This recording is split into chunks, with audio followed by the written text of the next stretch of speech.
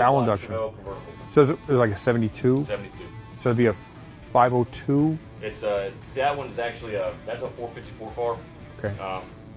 The Chevelles came with a 396 big block option, which is actually like from 69 to 72 was technically a 402 cubic inches. Okay. 396. They called it a 396 because the name had been like that for so long. Okay.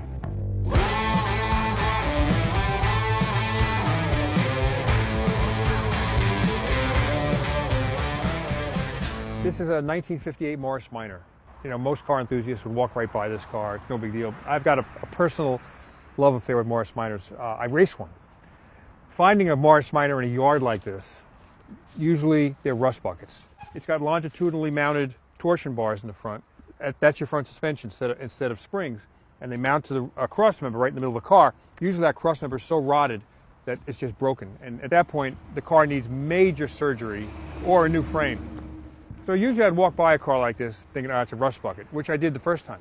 But then I came back and it had right-hand drive. I said, oh, that's interesting. But the problem is most right-hand drive Morris Minors come from England, and they come here as rust buckets. But this car, the AU means Australia, and the VIC means Victoria. This car's an Australian car. And over here, there's a New Zealand logo. So this car actually sat in very, very dry climate its whole life. So I crawled underneath this car. The torsion bars are good. The floors are solid. The body's good.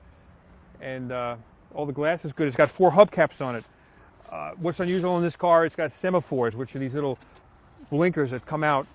So it doesn't have blinkers coming out of the lights. It's got these little fingers that stick out and light up at the end. Kind of comical, but that's what they had in England and in Australia. If somebody wanted to fool around with a cheap car, these cars are bulletproof. They're fun to drive. They're easy to get parts for because any part from an MG Midget will go on here.